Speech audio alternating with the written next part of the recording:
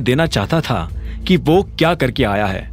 जैसे ही अभिनव ने चहकते हुए नमस्ते किया तो शर्मिला, अनन्या और राजीव उसे देखने लगे। उनकी आंखों में एक अजीब सा गुस्सा था। अभिनव उनकी आंखें देख हैरान हो गया। अभिनव को यह तो नहीं लग रहा था कि वो लोग मुस्कुराते हुए उसका स्वागत करेंगे, लेकिन आज जिस तरह का गुस्सा उनकी आंखों में नजर आ रहा था, उसे देखकर अभिनव को कुछ अजीब लग रहा था। मैंने कहा नमस्ते एंड हेलो अनन्या। अभिनव ने दोबारा मुस्कुराने की कोशिश करते हुए कहा, पर यह सुनते ही उन तीनों का गुस्सा और ज्यादा बढ़ चुका था। शर्मिला ने उबलते हुए कहा, क्या सही टाइम पर आए हो? अभिनव ने यह सुनते ही अनन्या को देखा। वो ये पता करने की कोशिश कर रहा था कि वहां क्या हो रहा है, लेकिन अनन्या ने भी एक गहरी सांस ली और अभिनव से नजर फेर ली। अभिनव से रहा नहीं गया तो उसने पूछा, क्या मैंने कुछ गलत किया है?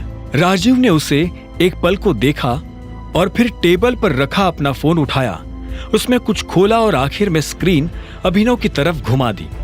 अभिनव पास आया और उसने राजीव से फोन ले लिया।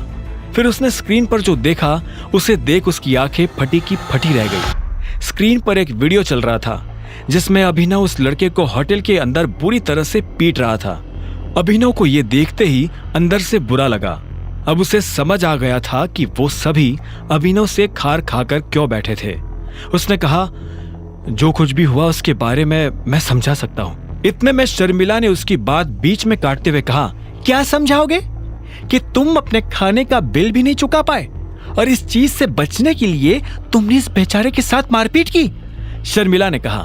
अभिनव अपनी तरफ से कुछ कहता, इतने में अनन्या आगे आई और बोली, आई कांट अंडरस्टैंड, तुम्हें इतनी महंगी जगह पर खाना खाने की जरूरत ही क्या थी? तुम तो घर से ये कहकर निकले थे ना कि तुम जॉब के लिए जा रहे हो। फिर अभिनव फंस गया। उसने वीडियो को दोबारा देखा।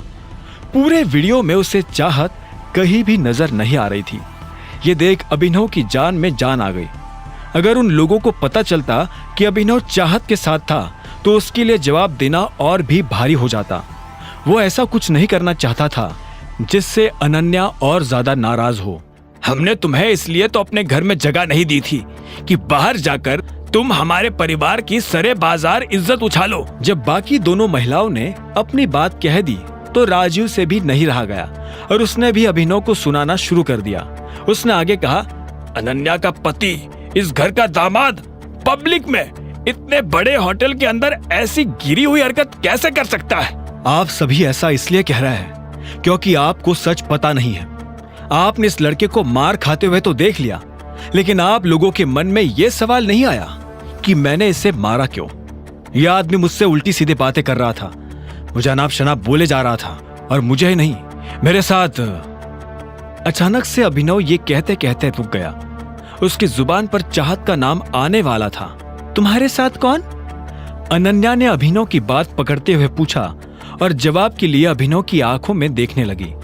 अभिनव चाहता था कि अनन्या अपनी नजर उससे दूर हटा ले, लेकिन वो ऐसा नहीं कर रही थी। ये वीडियो पूरे देश में वायरल हो गया है, अब तुम क्या करोगे? आई एम सॉरी, लेकिन इस लड़के के साथ जो हुआ असल में इसके साथ वही होना चाहिए था। यह सुनते ही शर्मिला गुस्से में आग बबूला हो गई। वो गुस्से में अभिनव की तरफ बढ़ने लगी। उसका मन तो कर रहा था कि वो अभिनव को थप्पड़ मार दे, लेकिन अपने आप को रोकते हुए उसने कहा, जब हम तुमसे तमीज से बात कर रहे हैं तो तुम भी तमीज से बात करो। परिवार की नाक कटाने के बाद कह रहे हो कि ये जो तुमने किया वो सही किया, और तुम्हें क्या लगा तुम्हारे ऐसे बोलने से हम तुम्हें गले लगाएंगे, शाबाशी देंगे? ना तुम्हारे पास कोई नौकरी है, ना तुम इस परिवार की मदद करना चाहते हो, तो कम से कम भगवान के लिए ऐसा कुछ तो मत करो जिससे इस परिवार को नीचा देखना पड़े। शर्मिला, शांत हो जाओ।